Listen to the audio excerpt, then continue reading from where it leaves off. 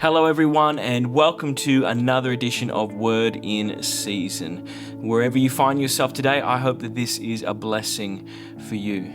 You know, these things often come out of my devotions or my quiet times in the morning or what I just feel like the Lord is saying to me at the time. And I think the biggest thing that God is talking to me about at the moment is sacrificial pursuit, with the emphasis being on that word sacrifice.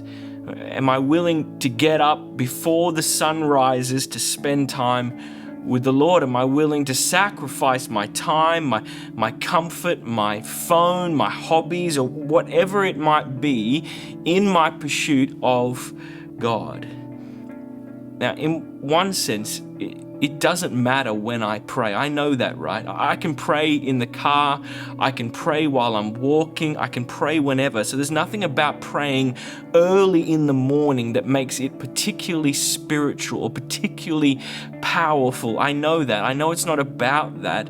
I think it's actually about me. It's about my heart, I think. I think it's actually about the simplicity of just saying yes to Jesus. And this is something that I feel like He's calling me to do. The truth is, you read the Gospels and you regularly see Jesus retreating to a quiet or a lonely or a desolate place to spend time with the Father. I'll give you some examples. Mark chapter 1 verse 35 says, "Very early in the morning, while it was still dark," that's challenging. While it was still dark, Jesus got up, left the house, and went off to a solitary place, a lonely place where He prayed. Luke chapter 5 says the same thing. In verse 16, Jesus often withdrew to lonely places and prayed. So it wasn't a once-off thing. No, it was a pattern, a habit in Jesus' life that He often withdrew to lonely places and prayed.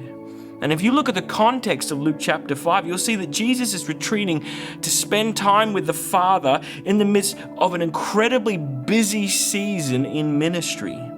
So that word was starting to spread all around the region about His ministry, about who He was, right? People coming from all over to hear Him teach, but also because they believe that He can heal. So they're looking for healing. It's a busy season of life and ministry for Jesus. And from a ministry point of view, things were really starting to take off. Things were good. And it'd be so tempting in the midst of that, right, to say, I'll rest later. I'll spend time with the Father later, right? But right now I've just got to make the most of the opportunity that I've got right in front of me. People are coming from everywhere. I've got to make sure that I make the most of this, right? That's what we would think from a human point of view, but that's not what we see Jesus do.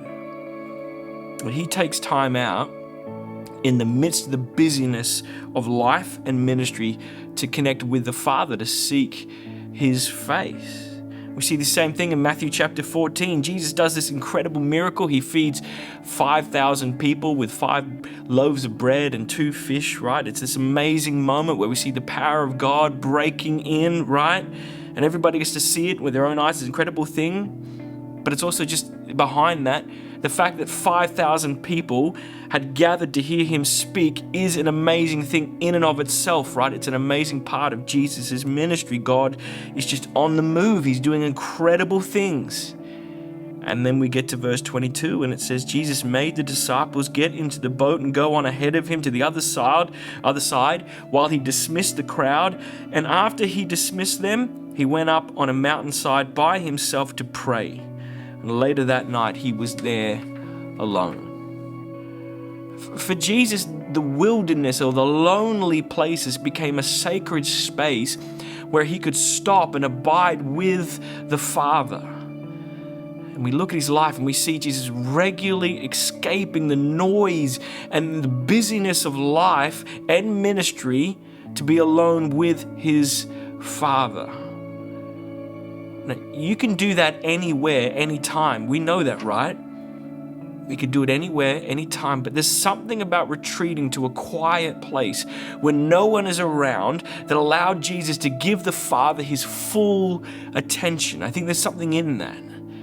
I think the Father wants my full attention. I think He wants your full attention. And the truth is, He's worthy of it. He's worthy of this time set aside where he can get my full attention. Now, for me at the moment, that means getting up before the sun rises when I really don't want to get up and to spend time with him. Now, for you, it could mean something completely different. It doesn't actually matter. All I know is that he's worthy of my full attention. And that actually sometimes in the midst of the busyness of life, what I need to do is to stop, to be sacrificial in the way that I pursue him, to set aside time, space just for him, to abide and connect with the Father. And sometimes it's when it's busiest that actually I need to stop. So he's worthy. So what does it mean for me to give him my full attention? What does it mean for you? What is the sacrificial part of that? It's what Jesus has been speaking to me about at the moment, and maybe there's something in that for you. Be blessed. Have a wonderful day.